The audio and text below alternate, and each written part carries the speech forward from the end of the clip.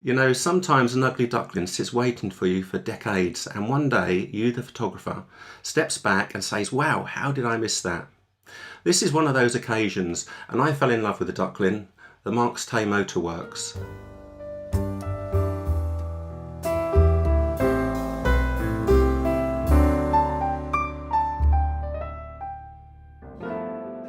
Hi everyone, with the lockdown and my walks, I saw the building for the first time with no cars outside and bathed in the evening light. I just had to come back and show the original beauty still creeping out, trying to survive all those years. I also carried out a recce and was surprised with what I ended up with, but more on that later in the video.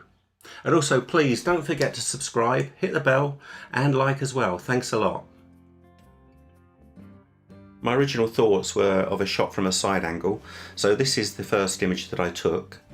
Straight away I knew that I'd got here a bit late because those shadows were coming up quite high, and I knew I needed to come back on another day, maybe about half an hour earlier.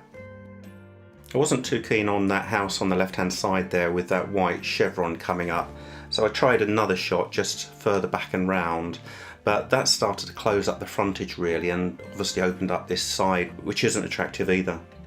I also tried from the other side and had a look at that, but it then opens up all of this brick wall down the side here, and I'm not too keen on this wire coming across either. And you know, it's really about this frontage. I even tried a vertical panoramic stitch just to get underneath this wire here and see how that looked, and this was the final image. I still wasn't really happy with this because it's not what the building is about really, and I did take this before I left of the front, and I've got to say, for me, I think this is the shot. It's all about the shapes, the lines, the architecture, that banner of Marks Tay Motorworks, and I think that's going to work a lot better, particularly in a black and white shot as well. So it's going to be a case of coming back, making sure we've not got those shadows coming up from the bottom there, and really see how it goes. What do they say? All best plans? When I got here for my next visit, there was a lorry parked right in the front. However, I did go and ask if he would move and was really polite, and he did actually move up the road. Well, I came back for a second day and I took this shot, but I have to say I'm not really as keen on this one as the original test shot that I first took. It doesn't help that the sun is casting a shadow with that line over onto the Marks Tay Motorworks, and that's quite intrusive, alongside those three downlighters as well with their shadows coming down. I think I'm going to come back a third day and go with the timing somewhere in between the previous shot and this one. I'm also starting to appreciate this cable coming across on the roof area here, and it's really almost like scarring, and it's part of what the whole image is and what it's about, and this heavily used garage. Now back for the third evening, or third day lucky, and I'm much happier, I've got to say, with these shadows and where they're falling. Plus we've got some more light in the foreground, even though I want to cut some of that out. That's looking a lot better. The first thing I'm going to do is go up to the perspective tool up here, and we're going to pull out the lines for the correction of the perspective. And when you pull these out, don't keep them short like this, but pull them all the way out, and that will allow you to line up the angles and the edges a lot easier. Same on the right hand side here. And then we'll look at the horizontals as well, so don't forget we can use horizontals, and this will help square it all up. That's the top one. Now we've got a little bit more difficult here, but we'll go on that black line at the bottom there, and hopefully that is straight. Good, that's done. Now a little tip, you can move these about just to check how things are looking in the rest of the image, so do try that if you're not too sure. The other thing you can do is you can zoom in and then shift the edges to the edge of the actual workspace window, and then you can see how they line up, and they should be parallel. So move left and right and check that those are actually parallel, and we can do the same with the tops and bottoms, so just move those around, and if you can't quite get parallel, then just zoom in a little bit more if you need to. Now, although this is going to be monochrome, I do still work on the colour version, so we'll take a look at the colours on this, and we'll put in a little bit of blue there, just check the tint as well. Yeah, that looks pretty good. The highlights I think are fine, there's no problems there, and maybe we'll have a little look at the shadows, but there's not too much to worry about at all there. So just looking here at those, and we're just opening those shadows up just a touch, but you know, there is a little bit of a highlight on that left door there that's black, and we don't need too much there at all.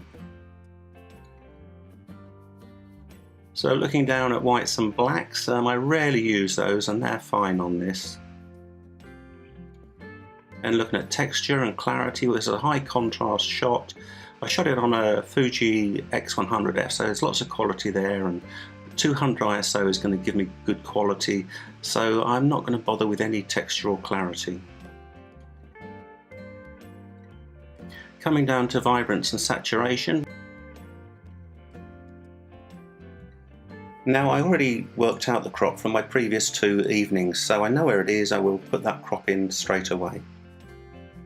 This is a fairly straight crop, and as I mentioned earlier, I wasn't thinking of shooting this from the front, but it is all about this frontage here, and it's all about the Marks Tay Motorworks filling the frame, I think, and screaming, look at me, and you've got all of that lovely line and shapes coming through, and the big banner of Marks Tay Motorworks. I do think I'm just going to tone down that left hand side where the sky is there, so zooming out so I can select a brush, and then using some negative exposure, just go to the side so I can see the brush size, and using the bracket keys getting that bigger.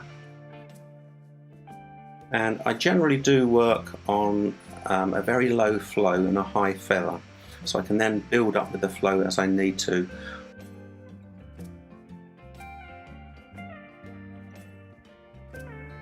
So coming in from the top and the side there, we'll just bring that down, checking on the mask, and we're just going to adjust that just a little bit. It's always a bit of a guess.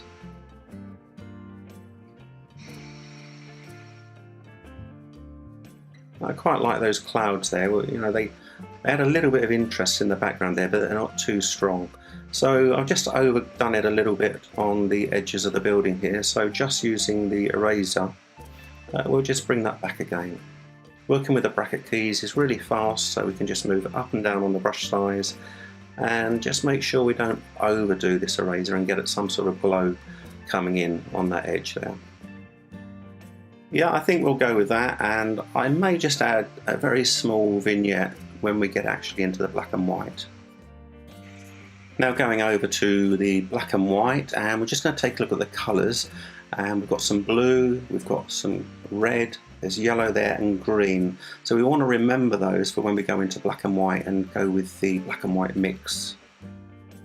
So checking first of all on those blues, and we're just going to bring those down a little bit. Don't overdo this, this quite often gets pushed too far, and it's great for dramatic shots, and sometimes I will do something like this with my brutalist architecture, but you know, keep it a little bit further back, and remember it's more about the actual building itself than the sky. Yellows, just pushing those backwards and forwards, see what's happening with those yellows, and bear in mind there is some yellow in that sunlight there, so that's a little bit too much really, so we're going to just dial that back. And then looking at these reds, particularly on these posters on the left hand side here, and we want to keep this logo here, that's really important, and just I think bring this one back a little bit more on that far left hand side, so it really matches those windows and door over there, adds some balance to those blacks on the opposite side. Once you move to black and white, it's always worth going back to exposure and contrast in particular, and just checking what those levels are looking like. So we'll zoom in and take a look at this building at the top here, and I think that's just a touch on the bright side, so we'll maybe pull that back a little bit. I want to make sure we're seeing some detail coming through there. Maybe pull those highlights back, just see what it's doing, and then drag it back till we're happy where we've got a level that works. Yeah, that will do. So I'm just going to fine tune if we need to.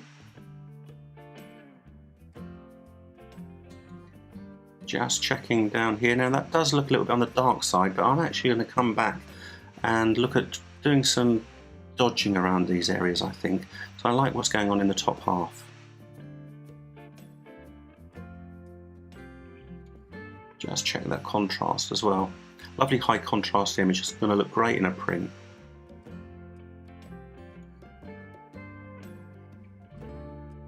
Yeah, so some fine tuning, just do what you need, you know, once you're back here in black and white. Let's take a look at it on a background here. So there's black and yeah, white. Now that looks fantastic. So this is going to go in a white mount for definite, and it just helps to see what the overall exposure is. And you can see it actually does still look a little bit on the dark side. So let's just move that up just a touch. Yeah, I like that. So I did mention about some dodging. So we'll go over to the adjustment brush here. Pick up on the exposure, so we're going to just add some exposure in there. Then with a large feathered brush, using those bracket keys to get it bigger, we're just going to touch in some light around here. Now it's looking a bit on the bright side, but all we've got to do is just drag that slider back until we're really happy with the overall balance. So a little check around there. I've got to say, I do like all these little marks on the front here. It's all part of what this garage is all about. And it's not a new pristine building, but one of these old ladies that's really sitting there and gets hardly a second glance. Now that white dot is a little bit of an annoyance sitting there, isn't it? So I'm going to get rid of that maybe once we go into Photoshop, but that's definitely going to come out. Now looking at sharpening, I don't always do sharpening, I just let it come in at what it is naturally, which is usually around about the 40 mark on Photoshop and Lightroom. But with architecture I will take a look at this and maybe just add a little bit more. So let's take a look at that, and never go beyond 100 on the sharpening. With the radius I don't like to go above 1.5, but zoom in at 100% when you do this, and let's just move this up a little bit. And just looking at the text on the left hand side in particular. Now this area here, I've got to say, some lovely fine text, and that's what I'm looking at. Just turning that off and on here and just see what's happening. And again, like I said, don't overdo it. So that's just pinging in nicely. And have a look at the text on the other side here around this telephone number. Yeah, that's really good. I'm very happy with that. Really do keep an eye on over sharpening. So if we take a look at that area there, and let's put some extra sharpening in and also some additional radius, and you want to stop any glowing. You can see hopefully there's a glow coming through the edges there, and that's just far too much, and that will also transfer to other parts of the image. So if it's sharp in the first place, keep it there as it is. Maybe with some detail like architecture, just push it a little bit, but remember it's viewing distance, and even more so with the print. Even though I do look at them when I'm judging them a lot closer than this. So zooming out, checking again. Going to effects, I'm going to put in a slight vignette, so pushing that all the way to 100 or minus 100, and then 100 feather, so full feather. When I'm happy with all of those things, I then start pulling the amount back again, and I only want the slightest amount of feathering in here. It's going to be a very low number. So yeah, somewhere around there. It's hardly noticeable, but just enough.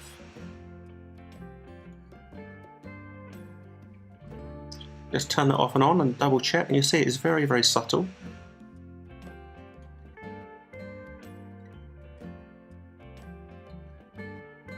Now I'm just going to go back and have a look at this bit of burning here, and I think I'm just going to adjust that a little bit more.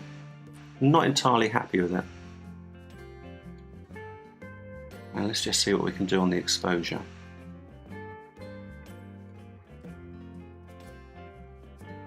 Now I'm going to go with a new brush. I'm just going to actually lighten this top right hand side, I think.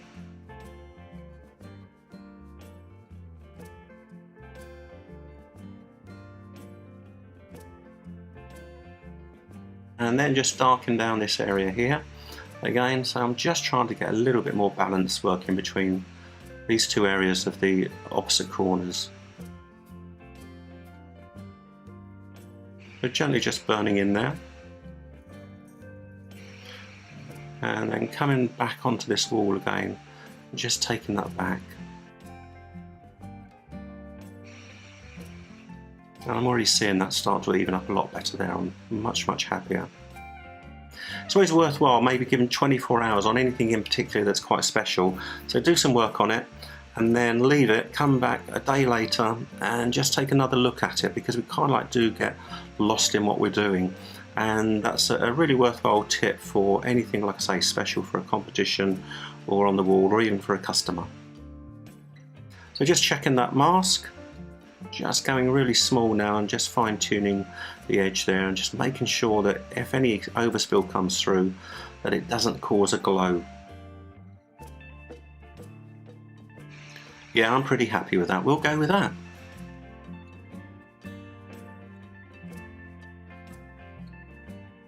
So here's the test print that's come off the printer, and I've printed this onto PermaJet fibre-based gold silk 315, a lovely heavyweight paper, very traditional darkroom feel to this with some lovely creamy whites coming through and wonderful velvety blacks as well. Really great paper for monochrome, and like I said, has that really traditional feel. A few problems on this print itself, so before I go to a final print, I've marked them up on here. This roof area here, that's about a quarter or a half a stop too bright, so I'm going to bring that back and just get a little bit more detail coming in on that area. Then over here there's a little mark that really just annoys me, so I'm just going to dodge that in. And then on this side there's a little bit of a glow, so again just burning in this time to get rid of that glow that I missed.